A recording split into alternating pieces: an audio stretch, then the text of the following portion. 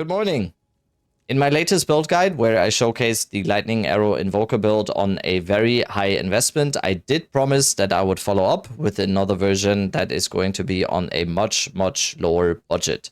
So that is what I'm coming to you with today, with this same Lightning Arrow using Invoker, but this time with a fraction of the divines invested compared to my last version. Overall, with this version here, we are sitting at an investment of around 50 to 60 divines. And after extensive testing on both juiced maps and some pinnacle content, I can safely say that this build definitely still is very good and a lot of fun on this lower budget. Especially mapping is an absolute breeze and super satisfying. Even juiced delirium instilled maps are very chill, and the clear paired with the high mobility is just very fun to play. Pinnacle bosses get chunked heavily as well, while T3 Zesht is basically dead within seconds on this build iteration. T4 Zesht might take a little bit of a fight, but is more than doable with 2 to 3 rotations of our barraged lightning arrows and rods as well. So here with this version, we are sitting at 224 strength, 265 dexterity, and 446 int. We have 3100 energy shield and around 60% evasion as well, while also being fully res capped here. I'm using the exact same skill gem setup as the last version. We are using Lightning Arrow with Overcharge, Commiserate, Martial Tempo, Lightning Infusion, and Deliberation. On the last version, we were not only using Cast on Shock, but also Cast on Freeze. In this version, due to our spirit being lower than the other version, like you will see here on the jacket. So with this Invoker, we are getting spirit through our chest piece here. So we will have less spirit here when we do not have a chest piece that has as high evasion rating and energy shield on the latest version. So this version only casts on shock. So Herald of Thunder, Lightning Arrow, Cast on Shock, Roar Mount, Wind Dancer, Barrage, Lightning Rod, and Tornado Shot. The only thing that is different from the last version is the missing Cast on Freeze here. I attached detail trade links for everything that I've bought here on the bottom of the Mobalytics guide that I wrote up on the previous build guide for this build. Please always remember that the market always fluctuates, and especially in the current state of the league, the prices can change pretty much every day, so a little patience when picking up some of this gear will go a long way in terms of saving a few divs.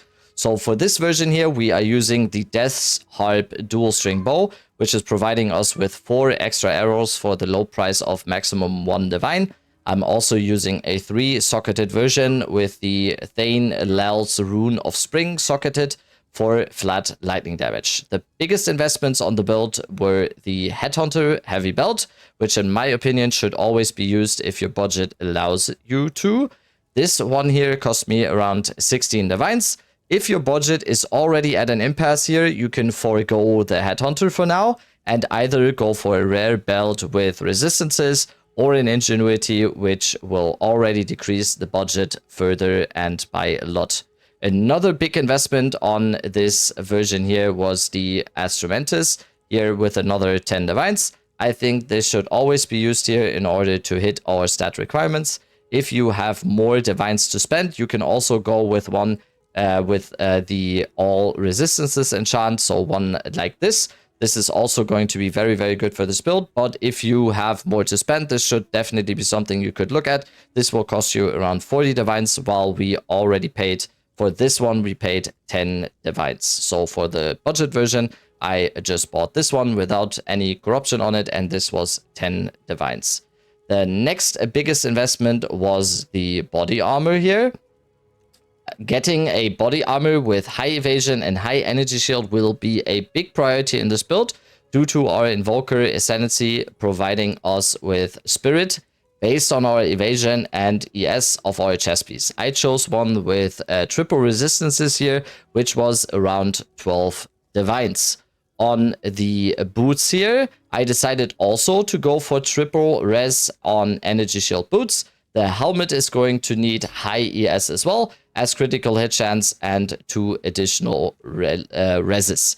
In the ring slot, I have a breach ring with double flat damage breach ring with int, dex, and all elemental resistances. Here you have multiple different options. In the ring trade links, I included different versions you can try. You can, for example, not go with dexterity, try double res with 3 flat damages or some other possibilities as well. I would always advise you to get one very, very good breach ring, as good as your budget allows you to, and then always go for a Calandra's Touch on the second ring slot. At the time of recording, this Calandra's was 4 divines, so that's always going to be the most efficient way of min-maxing your ring slot. Last 2 gear pieces were one, the Hand of Wisdom in action with a 1/12 flat lightning damage corruption. That was 3 divines, and the Kadiros Gambit, which was around 1 to 2 divines as well. I also wanted to include some options here. I personally really like the Death's Harp version. There's also possibilities of using the Sliver Tongs or Lion's Eye bow. In both of these, I would advise the archery rune to get more arrows though, and these are pretty expensive, still sitting at around 16 divines per. As the first upgrade, or if you ever have more divines to spend here, I would always go with a good Gemini bow like this with additional arrows, crit chance, and high physical DPS, and then start adding the archery runes for even more arrows as you gain the currency for it. I also spent an additional 8 divines for these 2 time lost jewels here. One is going to be a time lost sapphire here with a large radius, critical hit chance to inflict ailments, and magnitude of shock. And the other one here is going to be a time lost emerald with damage with bows, companion steel damage. This also counts for us due to this node right here. Critical hit chance for attacks and attack speed with bows. So on the time loss here, you can get really, really nice and cheap ones that will give you a lot of extra damage. I also added trade links for those and the possible megalomaniac combinations you would want to use as well. Also in the trade links in the mobalytics in the bottom. We are also using a From Nothing with Mind Over Matter again, and also a Heroic Tragedy Vorana to get Black Scythe training and rest control here.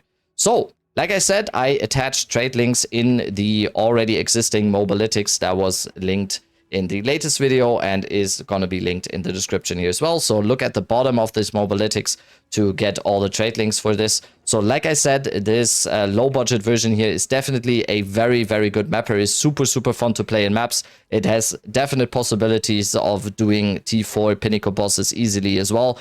It just will be required to just upgrade as you go. As soon as you have more budget than this, you can just start upgrading the bow. You can start upgrading your instrumentus. You can start upgrading your rings, which is very, very important for more damage and stuff. So yeah, this is just to get this build off the ground. Basically, you can even go for a much lower budget if your goal is just to do maps comfortably and just to farm up currency for doing maps or doing Sekimas or doing Trial of Chaos or whatever. This is gonna be more than enough. You don't even need the 50 to 60 divines spent here. You can probably get this build going for 10 to 20 divines or even lower, and then it's going to be a very good mapper to start currency farming with the Kadiros here with the Covetous Arrow for 600% rarity sometimes when you kill the mobs with the Covetous Arrow. So that is going to be it for this video. Thank you all so much for watching, and check out the mobalytics, check out the stream. If you have any questions about this build or any other builds, always the stream is the best option where I stream every single day, and I am always happy to answer any questions. Thank you all so much for watching. See you on the next one. Love you. Bye.